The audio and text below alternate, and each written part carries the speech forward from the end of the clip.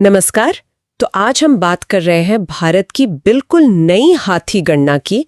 हाल ही में इसके नतीजे आए हैं और ये काफी कुछ सोचने पर मजबूर करते हैं। जी। हमारे पास अक्टूबर 2025 में जारी सरकारी रिपोर्ट है, status of elephants in India, और ये डीएनए पर आधारित है।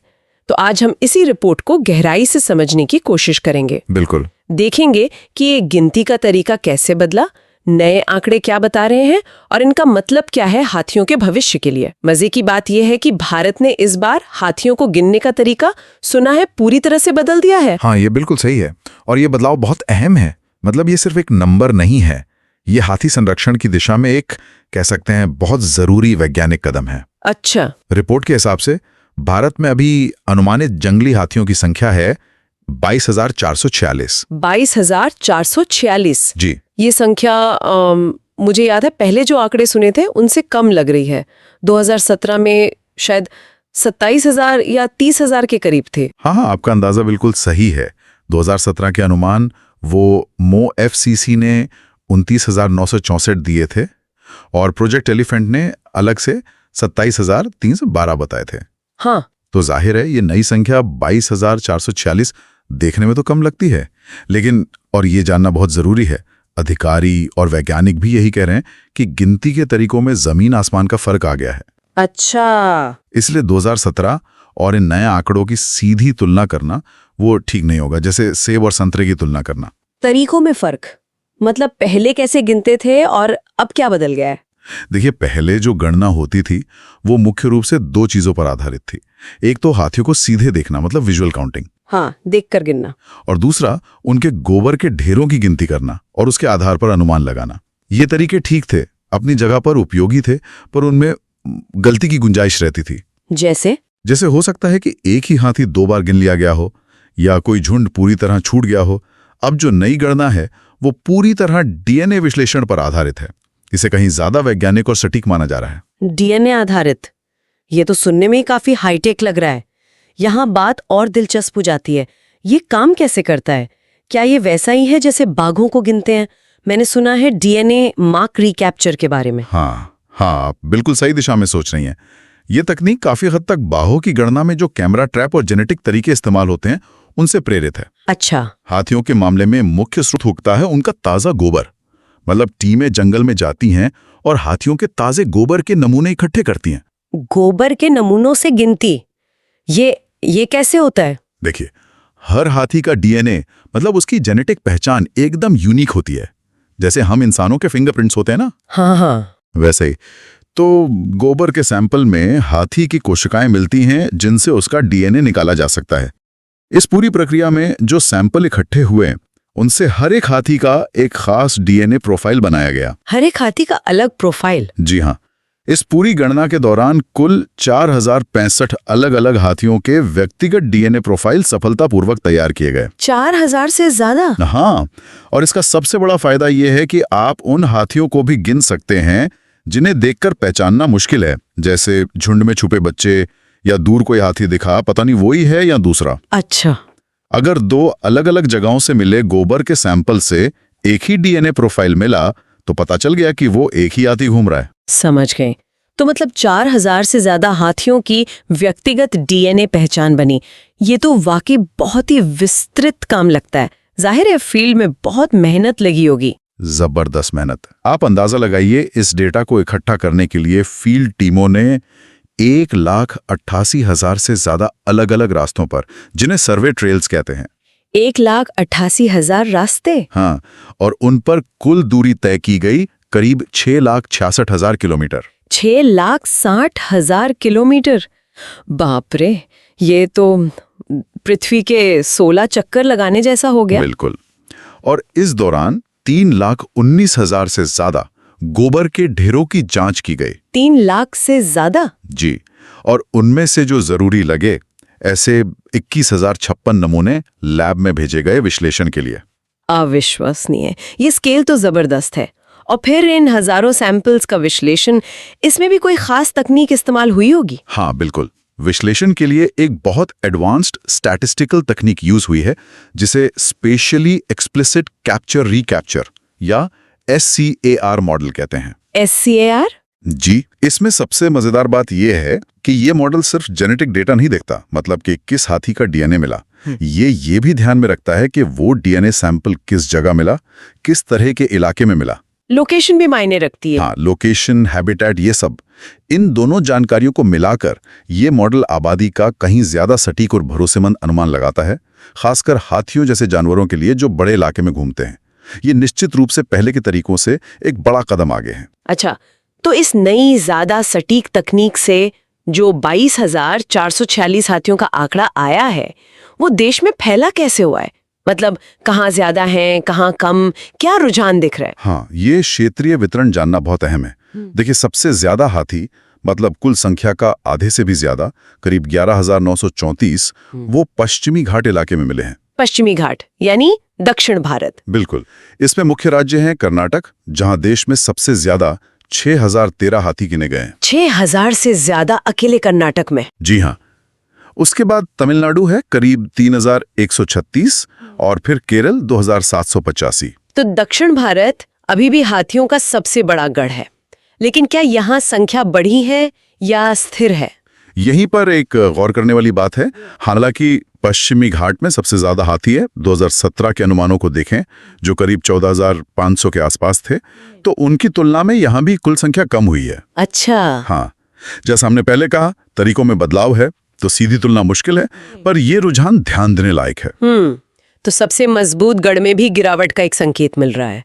और देश के बाकी हिस्सों का क्या हाल है? दूसरा सबसे बड़ा इलाका है उत्तर पूर्वी पहाड़ियां और ब्रह्मपुत्र का मैदान, नॉर्थ ईस्ट। यहाँ कुल 6,559 हाथी गिने गए। 6,500? हाँ, इसमें असम सबसे प्रमुख राज्य है, जहाँ 4,159 हाथी हैं। ये देश में कर्नाटक के बाद दूसरे नंबर पर है। असम भी काफी महत्वपूर्ण है। बिल्कुल, लेकिन यहाँ एक चिंताजनक बात सामने आई है। 2017 में इस इलाके में अनुमानित 10,139 हाथी थे। 10,000 से ज्यादा? जी, यानी इस नई गिनती में लगभग 35% की गिरावट देखी गई है। ये बहुत बड़ी गिरावट है। 35% उत्तर पूर्व में? ये तो सचमुच चौंकाने वाला आंकड़ा है। ये उस क्षेत्र के लिए तो एक अलार्म जैसा है, जिसे हाथियों का एक अहम ठिकाना माना जाता था। हाँ बिल्कुल, ये गंभीर चिंता का विषय है। और शिवालिक गंगा के मैदानी इलाकों का क्या? शिवालिक पहाड़ियां और गंगा के मैदान, मतलब मुख्यतः उत्तराखंड, उत्तर प्रदेश का इलाका, वहां कुल 2,062 हाथी हैं। यहाँ उत्तराखंड प्रमुख है 1,792 हाथियों के साथ। 2,000 के करीब? जी, इस क्षेत्र में स्थिति लगभग स्थिर दिख रही है। 2017 में भी यहाँ करीब 2,085 हाथी अनुमानित थे, तो लगभग बराबर है। चलो, ये कुछ राहत की बात है। और मध्य भारत, मैंने सुना है वहां अक्सर मानव हाथी संघर्ष की खबरें बहुत आती हैं। हाँ, मध्य भारत और पूर्वी घाट का क्षेत्र, जिसमें ओडिशा, झारखंड, छत्तीसगढ़, पश्चिम बंगाल का कुछ हिस्सा आता है, ये सबसे ज्यादा चिंताजनक तस्वीर पेश कर रहा है। अच्छा, क्यों? यहाँ कुल मिलाकर सिर्फ 1,891 हाथी गिने गए हैं। अरे, तो काफी गिरावट है। हाँ, और खास तौर पर झारखंड में लगभग 68% और ओडिशा में 54% की भारी गिरावट दर्ज की गई है। 68% और 54% की गिरावट, ये तो बहुत ही गंभीर स्थिति लग रही है। बिल्कुल, ये आंकड़े बहुत चिंताजनक हैं। हालांकि इसी क्षेत्र में एक दिलचस्प अपवाद है छत्तीसगढ़। छत्तीसगढ़, वहां क्या हुआ? वहां हाथियों की संख्या में 82.6% की वृद्धि देखी गई है। 82% की बढ़ोतरी, ये कैसे? हाँ, लेकिन विशेषज्ञ मानते हैं कि ये बढ़ोतरी शायद इसलिए हुई है क्योंकि पड़ोसी राज्यों, खासकर ओडिशा और झारखंड में जो खनन और दूसरी गतिविधियां बढ़ी हैं, हाँ, उनकी वजह से हाथियों को अपना इलाका छोड़कर छत्तीसगढ़ की तरफ जाना पड़ा है। मतलब ये विस्थापन का नतीजा हो सकता है। वो तो ये बढ़त शायद अच्छी खबर न हो, मतलब वो बेचारे अपना घर छोड़कर भागे हैं। हाँ, ये संभव है। तो ये बढ़त शायद स्थायी या हाथियों के लिए सकारात्मक ना हो। अगर हम पूरी तस्वीर देखें तो देश के लगभग 59.29% हाथी सिर्फ 3 राज्यों, कर्नाटक, असम और तमिलनाडु में हैं। लगभग 60% सिर्फ 3 राज्यों में। जी, तो साफ है कि अलग अलग क्षेत्रों में हाथियों की कहानी बहुत अलग अलग है। कहीं स्थिरता है, कहीं भारी गिरावट, कहीं विस्थापन से बढ़त दिख रही है। ये क्षेत्रीय उतार चढ़ाव वाकई बहुत कुछ कहते हैं, खासकर मध्य भारत और उत्तर पूर्व की चिंताजनक स्थिति, और छत्तीसगढ़ वाला मामला भी सोचने पर मजबूर करता है।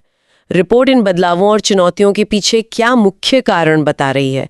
किन खतरों पर सबसे ज्यादा जोर है? रिपोर्ट कई खतरों को बताती है, लेकिन जो सबसे बड़े और कह सकते हैं व्यापक खतरे सामने आ रहे हैं। वो हैं हाथियों के रहने की जगहों का, यानी उनके आवास का लगातार नुकसान होना और उसका विखंडन। विखंडन मतलब? विखंडन का मतलब है कि हाथियों के घूमने फिरने के जो बड़े जंगल या इलाके थे वो अब छोटे छोटे अलग थलग टुकड़ों में बंटते जा रहे हैं। बीच में सड़कें आ गईं, खेत आ गए, बस्तियां बस गईं। और ये आवास का नुकसान और विखंडन क्यों हो रहा है? इसके मुख्य कारण क्या हैं? इसके कई कारण बताए गए हैं, जैसे खेती का लगातार फैलना, खासकर नकदी फसलें जैसे कॉफी, चाय के बागान बढ़ रहे हैं। हाँ। फिर कृषि भूमि के चारों ओर लोग बाड़ लगा देते हैं, जिससे हाथियों के आने जाने के रास्ते, उनके कॉरिडोर्स बंद हो जाते हैं। ये तो बड़ी दिक्कत है। बिल्कुल। फिर बढ़ती हुई माइनिंग गतिविधियां, नए नए हाईवे, रेलवे लाइनें और दूसरे बड़े इंफ्रास्ट्रक्चर प्रोजेक्ट भी जंगलों को काट रहे हैं। इसके अलावा कुछ आक्रामक विदेशी पौधों की प्रजातियां भी हैं जो तेजी से फैल रही हैं और हाथियों के खाने लायक जो देशी घास या पौधे हैं उनको खत्म कर रही हैं। रिपोर्ट कहती है कि पश्चिमी घाट इस समस्या से खास तौर पर जूझ रहा है। आवास का सिकुड़ना तो एक बहुत बड़ी समस्या है ही, लेकिन वो जो मानव हाथी संघर्ष की बात आपने कही थी, उसके बारे में रिपोर्ट क्या कहती है? ये कितनी बड़ी चुनौती है? मानव हाथी संघर्ष एक बेहद गंभीर और लगातार बढ़ती हुई समस्या के रूप में सामने आया है। अच्छा। रिपोर्ट बताती है कि ये संघर्ष असम के कुछ जिलों में, जैसे सोनितपुर, गोलाघाट और मध्य भारत के राज्यों में, खासकर झारखंड, छत्तीसगढ़, ओडिशा में सबसे ज्यादा तीव्र है। सबसे ज्यादा इन इलाकों में? हाँ। और यहाँ एक चौंकाने वाला तथ्य सामने आया है। मध्य भारत में देश के कुल हाथियों की 10% से भी कम आबादी रहती है। 10% से भी कम? हाँ।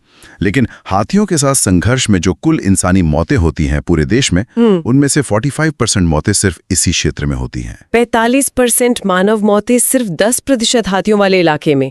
ये अनुपात तो, इससे एक अहम सवाल उठता है कि आखिर वहां संघर्ष इतना ज्यादा क्यों है? ये तो वाकई खतरनाक है। बिल्कुल। यह आंकड़ा दिखाता है कि मध्य भारत में स्थिति कितनी तनावपूर्ण है और वहां इंसानों और हाथियों के बीच रहना कितना मुश्किल होता जा रहा है। और संघर्ष के दूसरे रूप? हाँ, संघर्ष के और भी रूप हैं, जैसे खेतों और बस्तियों के आसपास लोग अवैध या असुरक्षित बिजली की बाड़ें लगा देते हैं। करंट वाली बाड़ें? हाँ, और उनके करंट से हाथियों की मौत हो जाती है। इलेक्ट्रोक्यूशन ये मौत का एक बड़ा कारण बन रहा है। इसके अलावा रेल की पटरियों पर भी दुर्घटनाएं होती हैं जिनमें हाथी मारे जाते हैं। ये सब सुनकर तो काफी चिंता होती है। क्या रिपोर्ट में कोई सकारात्मक पहलू भी नजर आया है? कुछ अच्छी खबर? हाँ, एक कह सकते हैं राहत की बात जरूर है। रिपोर्ट में ये जिक्र है कि हाथियों के अवैध शिकार की घटनाओं में, मतलब हाथी दांत के लिए जो शिकार होता था, उसमें कमी आई है। अच्छा, पोचिंग कम हुई है। जी, ये संरक्षण के जो प्रयास हुए हैं उनकी एक सफलता मानी जा सकती है। लेकिन जैसा हमने बात की, आवास का सिकुड़ना और मानव हाथी संघर्ष का बढ़ना, ये अब भी हाथियों के भविष्य के लिए बहुत बड़े खतरे बने हुए हैं। तो अब जब हमारे पास ये नई, ज्यादा वैज्ञानिक जानकारी है, तो इन सब का क्या मतलब निकलता है? आगे क्या करने की जरूरत है? What next? देखिए, इस नई गणना के 2-3 मुख्य निष्कर्ष हैं। पहला तो ये कि ये जो डीएनए आधारित तरीका है, ये भविष्य में हाथियों की आबादी पर नजर रखने के लिए एक बहुत मजबूत और वैज्ञानिक आधार, एक बेसलाइन तैयार करता है। एक नई बेसलाइन? हाँ, अब हमारे पास तुलना करने के लिए एक ज्यादा भरोसेमंद शुरुआती बिंदु है। इससे आगे जो भी बदलाव होंगे उन्हें हम बेहतर तरीके से समझ पाएंगे। और दूसरा निष्कर्ष? दूसरा और शायद सबसे महत्वपूर्ण यह है कि इन नतीजों को, खासकर कुछ इलाकों में जो गिरावट देखी गई है और जो संघर्ष बढ़ रहा है, उसे हाथी संरक्षण के लिए एक जागृति का संकेत माना जाना चाहिए। एक वेकअप कॉल। Wake up call? जी, ये एक तरह की चेतावनी है कि हमें हाथियों को बचाने के अपने प्रयासों को और ज्यादा गंभीरता से और प्रभावी ढंग से लागू करने की जरूरत है। शायद जो हम अभी कर रहे हैं वो काफी नहीं है। तो क्या रिपोर्ट कुछ खास सिफारिशें भी कर रही है? किन चीजों पर तुरंत ध्यान देने की जरूरत बताई गई है? हाँ, रिपोर्ट कुछ स्पष्ट सिफारिशें देती है। सबसे पहली तो ये कि संरक्षण नीतियों को मजबूत किया जाए, खासकर उन राज्यों में जहां स्थिति ज्यादा चिंताजनक है, जैसे ओडिशा, झारखंड और छत्तीसगढ़। वहां जमीनी स्तर पर ठोस कदम उठाने होंगे। दूसरी अहम बात है मानव हाथी संघर्ष को कम करने के प्रयास। इसके लिए सिर्फ सरकारी नीतियां काफी नहीं होंगी। स्थानीय समुदायों का सहयोग, उनकी भागीदारी बहुत जरूरी है। लोगों का साथ जरूरी है। बिल्कुल। और रिपोर्ट इस बात पर भी जोर देती है कि संघर्ष की वजह से जो जान माल का नुकसान होता है उसके लिए एक समान, जल्दी मिलने वाली और उचित मुआवजा नीति लागू हो। मुआवजा नीति। हाँ, ताकि जो लोग प्रभावित होते हैं उनमें हाथियों के प्रति बदले की भावना या गुस्सा कम हो और वो संरक्षण के प्रयासों में भागीदार बन सकें। तो कुल मिलाकर भारत की ये पहली डीएनए आधारित हाथी गणना हमें देश में हाथियों की संख्या का एक ज्यादा सटीक चित्र तो दे रही है, लेकिन साथ ही कुछ हद तक ये चिंताजनक तस्वीर भी है। हाँ, ये गणना न सिर्फ नई तकनीक की क्षमता दिखाती है, बल्कि हाथियों के सामने जो गंभीर खतरे हैं, जैसे उनके घरों का उजड़ना और इंसानों के साथ बढ़ता टकराव, उनको भी बिल्कुल साफ तौर पर उजागर करती है। इन पर वाकई तुरंत ध्यान देने की जरूरत है। बिल्कुल सही कहा आपने। और जाते जाते मैं श्रोताओं के लिए एक विचार छोड़ना चाहूंगा। जरूर। ये जो नई डीएनए तकनीक है, ये हमें सिर्फ ये नहीं बताती कि कितने हाथी हैं, ये हमें हर एक हाथी को अलग अलग पहचानने की अभूतपूर्व क्षमता देती है। हाँ, ये तो है। और क्या भविष्य में ये जानकारी हमें संरक्षण की रणनीतियों को और बेहतर बनाने में मदद कर सकती है? क्या हम सिर्फ पूरी आबादी के औसत के आधार पर योजनाएं बनाने के बजाय व्यक्तिगत हाथियों या उनके खास झुंडों की जरूरतों और उनके घूमने फिरने के पैटर्न के हिसाब से ज्यादा टारगेटेड संरक्षण प्रयास कर सकते हैं? ये बहुत दिलचस्प सवाल है। और दूसरा पहलू, छत्तीसगढ़ में जो संख्या बढ़ी हुई दिख रही है, जिसे हम खनन से हुए विस्थापन का नतीजा मान रहे हैं, क्या ये वाकई उन हाथियों के लिए लंबी अवधि में अच्छी स्थिति का संकेत है, या ये सिर्फ एक अस्थायी और शायद उनके लिए ज्यादा तनावपूर्ण स्थिति है? इन सवालों पर हमें गहराई से सोचने की जरूरत होगी, क्योंकि संरक्षण सिर्फ संख्या का खेल नहीं है, बल्कि जानवरों के वास्तविक कल्याण का भी मामला है। बिल्कुल सोचने वाली बात है। बहुत बहुत धन्यवाद इस पूरी जानकारी के लिए। धन्यवाद।